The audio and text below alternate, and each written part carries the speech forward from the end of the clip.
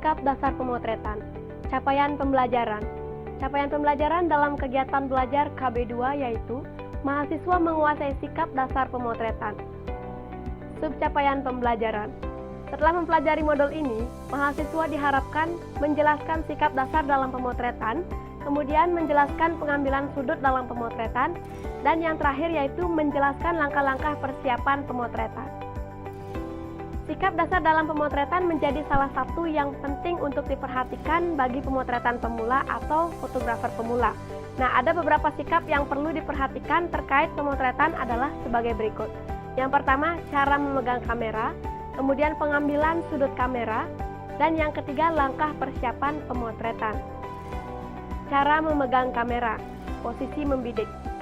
Nah, posisi berdiri. Kaki kiri diposisikan lebih maju dibandingkan kaki kanan.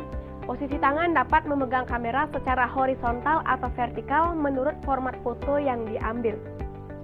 Kemudian yang kedua, posisi jongkok. Pada posisi ini, salah satu kaki berlutut di tanah atau lantai, sedangkan yang lainnya ditekuk untuk membuat sandaran bagi siku tangan yang memegang kamera. Posisi tiarap. Nah, posisi ini seperti seseorang yang sedang menembak dengan kedua siku bersandar pada tanah, sehingga kestabilan kamera yang menempel pada kening terjaga dengan baik. Nah, pada saat pengambilan gambar, tahanlah nafas pada saat melepas rana, sehingga tidak terjadi guncangan pada saat pengambilan gambar. Pengambilan sudut kamera.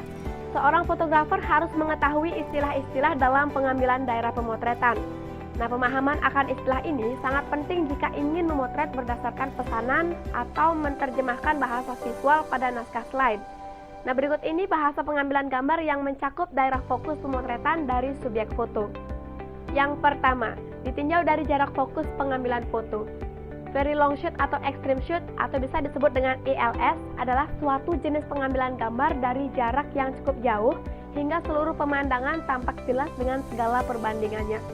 Misalnya, jika kita ingin memotret orang sedang menaiki kuda, maka dalam frame bidik objek atau frame bidik objek utama beserta latar belakangnya terlihat jelas dengan dimensi dan perbandingan yang alami. Long shoot atau LS atau full shoot atau bisa disebut dengan FS adalah pengambilan objek utama secara keseluruhan dari jarak jauh namun tidak sejauh ELS. Nah, misalnya jika kita ingin memotret orang, maka orang itu harus tampak secara keseluruhan dari kepala sampai ke kaki.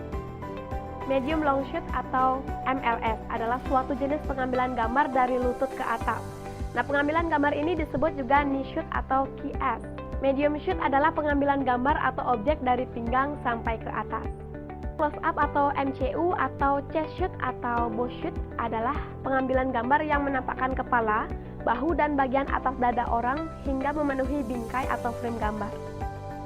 Close up atau CU adalah suatu pengambilan gambar dari dekat yang menonjolkan bagian kepala dan bahu atau pandangan suatu objek dari dekat. Extreme close up atau ECU adalah pengambilan gambar sebesar mungkin pada bagian yang menjadi pusat perhatian. Nah, misalnya menampakkan gambar yang fokusnya hanya mata, mulut, telinga, dan sebagainya. Big close up atau BCU adalah pengambilan gambar pada daerah kepala untuk menunjukkan sifat-sifat yang tercermin atau dengan kata lain, kita ingin menonjolkan karakter objek. Nah, kemudian yang kedua, ditinjau dari jumlah subjek yang difoto. One shoot adalah pengambilan gambar yang hanya menampilkan satu benda saja. Kemudian two shoot adalah pengambilan gambar yang menampakkan dua benda. Dan yang terakhir, three shoot adalah pengambilan gambar yang menampakkan tiga benda. Nah, yang ketiga ditinjau dari sudut kamera. Berikut ini 3 arah kamera atau kamera angle yang biasa dipakai pada saat memotret. Yang pertama, bird eye view. Arah kamera dengan perumpamaan pandangan burung yang sedang terbang di angkasa dan melihat ke arah darat. Nah, pengambilan gambar dengan sudut ini mengesankan benda atau subjek di bawahnya terlihat kecil. Nah, untuk memotret pengemis paling tepat menggunakan teknik ini karena akan memberikan kesan merendahkan. Nah, yang kedua, eye level view. Arah kamera yang diatur sejajar dengan arah pandangan mata subjek, tidak dari atas dan tidak dari bawah. Teknik ini akan memberikan kesan yang statis biasa saja. Nah, yang ketiga disebut dengan low level view.